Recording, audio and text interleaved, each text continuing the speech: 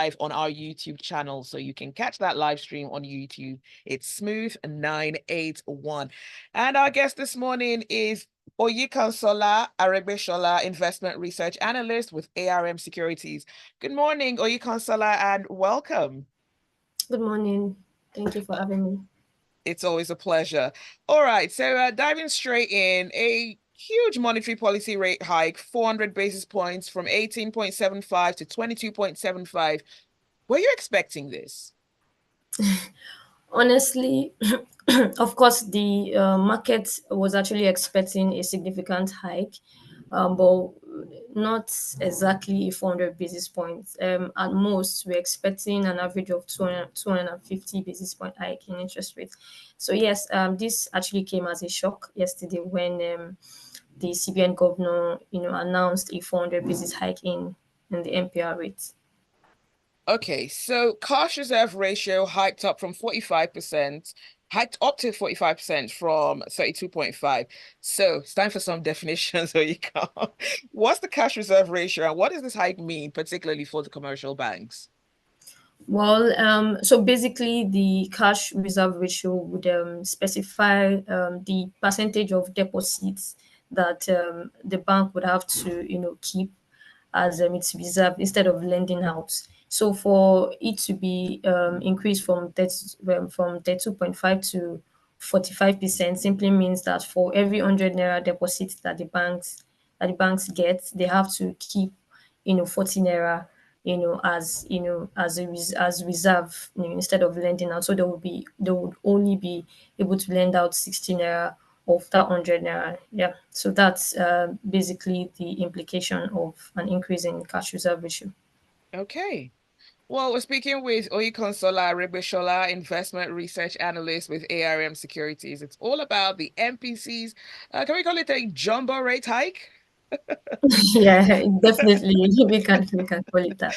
Okay, the MPC's jumbo rate hike and what it means for Nigerians. All right, still on definitions. The asymmetric corridor round the monetary policy rates, plus 100 points and minus 700 basis points. Now, previously it was plus 100 and minus 300 basis points. So you're going to break this down to us and let us understand how this actually works. All right. So for the asymmetric corridor, it simply is. I mean, from the word asymmetric already shows you that that rate would not be equal. I mean, we have plus 100 minus 700. I mean, we had 100 minus 300 before. So it's basically so for the plus 100 is more like the ceiling of how rates can go high in terms of the lending rates that the CBN would use for banks. So basically, it's actually gauges the rates at which several banks would lend no, would keep money with banks with the CBN. That's the deposit rate, as well as how much the CBN would pay for, yes, that is how much CBN will pay for deposits received from banks, and of course how much the banks would pay for loans from CBN. So for the plus 100, simply means that bank would the CBN can would lend out money to these commercial banks with so for example, the MPR is now 22.75%. So for the plus 100 basis points simply means 0.01%. So essentially 100 basis points is actually 1%. So for the plus 100, it simply means that the CBN will lend out money to commercial banks at 22.75% plus 100 and plus 1% or plus 100 basis points, which means the CBN will lend out money to the commercial banks at 23.75%. So for the minus 700 basis points, is basically saying that the commercial banks would only receive an interest of 22.75% minus 7% from from the CBN. So that means for every money that they keep with the CBN, they would only receive 15.75% interest on it. So basically, that's what asymmetric corridor does. It's actually set around the MPR. So basically, the MPR will determine the rate at which the CBN will lend out to commercial banks, while would also determine the rate at which commercial banks would receive, interest on their deposits with the CBN. All right, so I feel like we've just had a crash course in monetary policy school this morning. Thank you for that. So, what does this mean, though, for regular folk like you and I, people on the streets? Right. So for us, basically, because of this increase that we are seeing in the monetary policy rates, right? That's the MPR. It simply means that one, I should expect, higher deposit rates for my bank. That is on my savings, on my savings account rather. And as well as if I have a loan with these banks, or if I want to take a loan, it would actually be much more expensive than it was before, because the MPR rate is like, it's more like the market rate, the policy rate. So every other rate would fit from it. So basically, the banks would have to increase the interest rate on loans. So for the average Nigerian, it means it's more difficult to access loans, or let's say more expensive rather to access loans. But so that actually let us see the reason behind increasing the MPR rates is just to curb inflation. That's the demand side of inflation. So basically, the monetary policy signaling to the economy that you guys need to save more than you are currently spending. Okay, let's go on to WhatsApp. I've got a message coming through, and this one is from Moses. Moses says increasing NPR will not help reduce inflation, as inflation is cost push as a result of fuel subsidy removal and the FX matter. This will only increase cost of business for brands that use loans to finance their business. CBN, deal with the real issues and stop using these non-effective measures. So Moses might be living in the future, because the next question I was going to ask is basically what he said right now. Is this enough to address inflation? I mean, with these rate hikes, inflation still keeps just running off into the sunsets. Well, definitely not. I mean, I would partially agree with Moses. So basically, inflation is in dynamics in Nigeria is actually both ways. Like, this is both demand pull and as well as cost push. So that means that, yeah, but definitely, when it comes to addressing inflation, the CBN is only really tasked with dealing with the demand side of inflation. So basically, they're actually doing their job, right? So for us to now address inflation as a whole, we need to actually have the fiscal side coming, the fiscal policy coming, because they're the ones that will deal with the supply side of inflation. So yes, I would agree, increasing NPR rates alone would not solve our inflation issues in Nigeria. So, what does the fiscal side actually need to do to address this inflation? Mm, okay, so definitely they need to deal with structural issues, pervading the economy.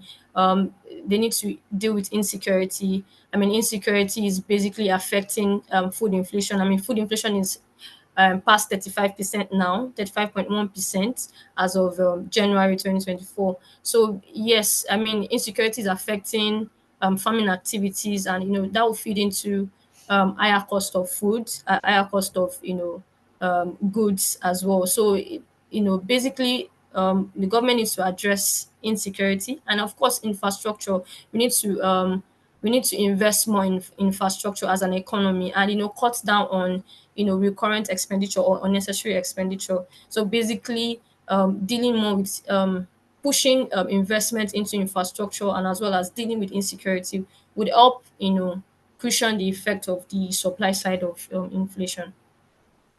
We're speaking with Oyinkansola Aregbesola, investment research analyst with ARM Securities, and would love you to be a part of the conversation. So send your thoughts across to us. You can do that via WhatsApp 0809 440 or just tweet at smooth981. And we're also streaming live on YouTube. Our channel is smooth981. It's youtube.com/smooth981, and you can catch the live stream and post a comment on there as well. Now let's talk about the currency. Now, Cardoso says that he thinks the naira is undervalued. Can you explain that? Well, looking at the current FX situation, yes, there's the issue of FX illiquidity. That's not enough supply in the market, and so that put pressure, right, on the currency. And there's also the speculative aspect.